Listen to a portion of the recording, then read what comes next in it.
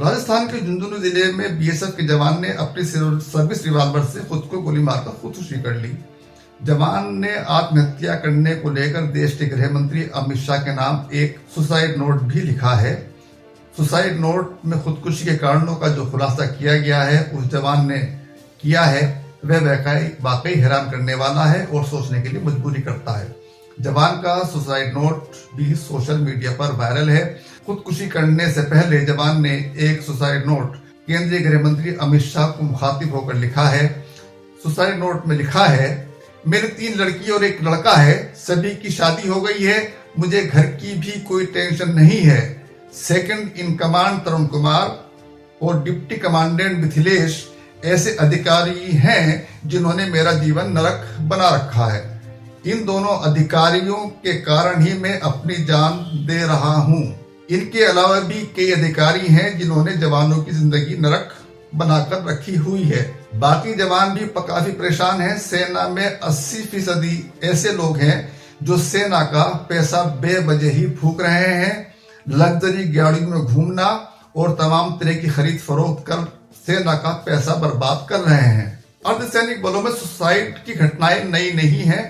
पिछले साल 19 दिसंबर को जैसलमेर से लगती भारत पाक सीमा पर सरहद की रखवाली को तैनात बीएसएफ की 92 बीएन बटालियन में तैनात जवान मोहित भोला पुत्र मुबारक निवासी पश्चिम बंगाल ने अपनी सर्विस रिवॉल्वर से खुद को गोली मारकर खुदकुशी कर ली थी। मृतक के पास से कोई सुसाइड नोट बरामद नहीं हुआ था। 29 अक्टूबर 2023 को कांकेर के राव घाट थाना क्षेत्र अंतर्गत सरगीपाल में बीएसएफ के जवान ने अपनी ही सर्विस रिवॉल्वर से गोली मारकर खुदकुशी कर ली थी। उसने ये कदम क्यों उठाया यह आज तक साफ नहीं हो सका है। 9 नवंबर 2023 को बाड़मेर राजस्थान, 19 अगस्त 2023 को कोलकाता और 28 जुलाई 2023 में बीएसएफ जवान खुदकुशी कर चुके हैं। 28 अप्रैल 2022 को छत्तीसगढ़ के कांकेर जिले में नक्सल मोर्चे पर तैनात एक जवान ने खुद को गोली मारकर आत्महत्या कर ली थी। सुरक्षा बलों में आत्महत्या करने वालों की लिस्ट बहुत लंबी है। सवाल यह है कि अर्धसैनिक बलों के जवान खुदकुशी क्यों कर रहे हैं, ये लगातार आंकड़ा क्यों बढ़ रहा है। इसके पीछे अनेक कारण हो सकते हैं। इनमें घरेलू कारण भी हो सकते हैं और अधिकारियों द्वारा परेशान किए जाने वाले मामले भी हो सकते हैं। सरकार ने अगस्त 2023 में बताया था कि अर्धसैनिक बलों में बीते 5 सालों में 658 जवानों ने आत्महत्या की। इनमें 2018 में 96, जिनमें 36 जवान केंद्रीय रिजर्व पुलिस यानी सीआरपीएफ के थे, 32 बीएसएफ, 5 आईटीबीपी, 9 एसएसबी, 9 आईसीआईएसएफ और 5 असम राइफल्स के जवान शामिल थे।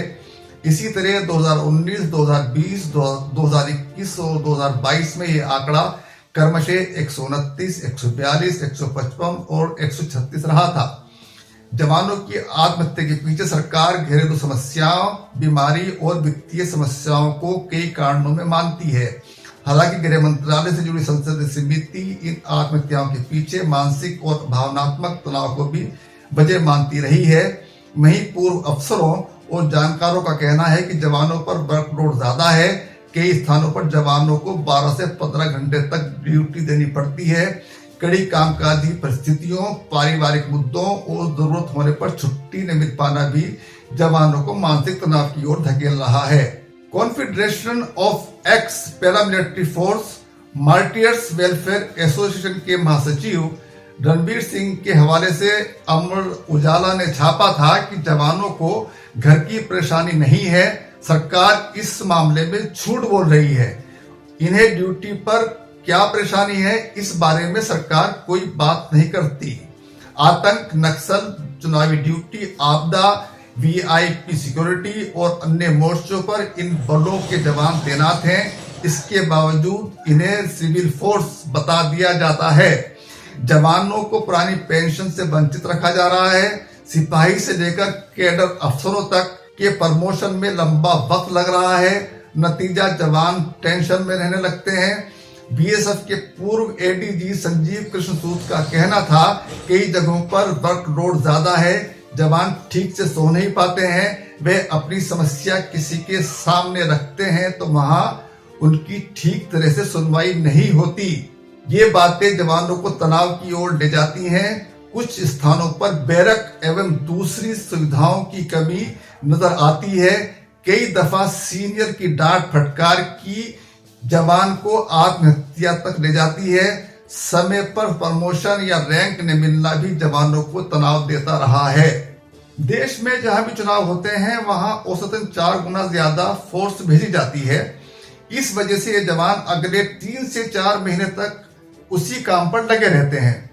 इन जवानों पर दबाव इसलिए भी बढ़ रहा है क्योंकि सरकार की तरफ से मैन पावर में कोई बढ़ोतरी नहीं की गई है। यही वजह है कि अब जवानों में तनाव का स्तर पहले से बहुत ज्यादा बढ़ गया है। बात जवानों की खुदकुशी तक ही सीमित नहीं है। जवान समय से पहले रिटायरमेंट भी ले रहे हैं। केंद्रीय पुलिस सुरक्षा बलों और असम राइफल्स में बीते 5 सालों में 50,000 से ज्यादा जवानों ने या तो नौकरी छोड़ दी है या फिर वे रिटायर हो चुके हैं।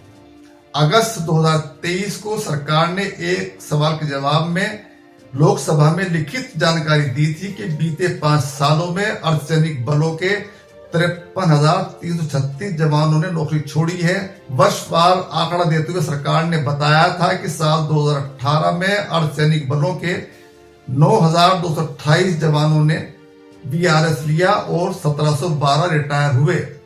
2019 में 8,908 जवानों ने बीआरएस लिया, 1415 जवान रिटायर हुए। 2020 और 2021 में क्रमशः 6,891 और 10,762 जवानों ने बीआरएस लिया। साल 2022 में सबसे ज्यादा जवानों ने नौकरी छोड़ी। सरकार द्वारा पेश किए गए आंकड़ों के अनुसार 2022 में 11,211 जवानों ने बीआरएस लिया और 1,169 जवान रिटायर हुए। इस तरह बीते 5 सालों में कुल 47,000 अर्धसैनिक बलों के जवानों ने बीआरएस लिया और 6,336 जवान रिटायर हुए हैं। 2023 का आंकड़ा हमारे सामने अभी तक नहीं आया है। अब आपको थोड़ा अतीत में ले चलते हैं। याद कीजिए, बीएसएफ जवान तेज बहादुर यादव का एक वीडियो कुछ साल पहले वायरल हुआ था। इस वीडियो में जवान ने बताया था कि उन्हें कैसा खाना दिया जाता है। वीडियो में उन्होंने दिखाया था कि किस तरह से उन्हें खाना दिया जाता है। उन्होंने इन वीडियो के जरिए ये बताया था कि जो दाल बीएसएफ जवानों को परोसी जाती है उसमें हल्दी और नमक ही होता है। दाल गायब रहती है, रोटी सूखी हुई होती है। इस तरह के खाने को लेकर उन्होंने कुछ अफसरों को जिम्मेदार ठहराया था। सोशल मीडिया में इस वीडियो के सामने आने के बाद बीएसएफ अधिकारी सक्रिय हुए थे। उन्होंने जवानों को दिए जाने वाले खाने को लेकर कुछ नए दिशा निर्देश जारी किए थे। नहीं मालूम कि आज हालात कैसे हैं, किस तरह का खाना जवानों को दिया जा रहा है, लेकिन ये एक चिंता का विषय है कि हमारे अर्धसैनिक बलों के जवानों में तनाव बढ़ता जा रहा है। उनके अंदर खुदकुशी की जो संख्या है वो लगातार बढ़ती जा रही है। सरकार को इस ओर तो ध्यान देना ही चाहिए। बहुत बहुत शुक्रिया।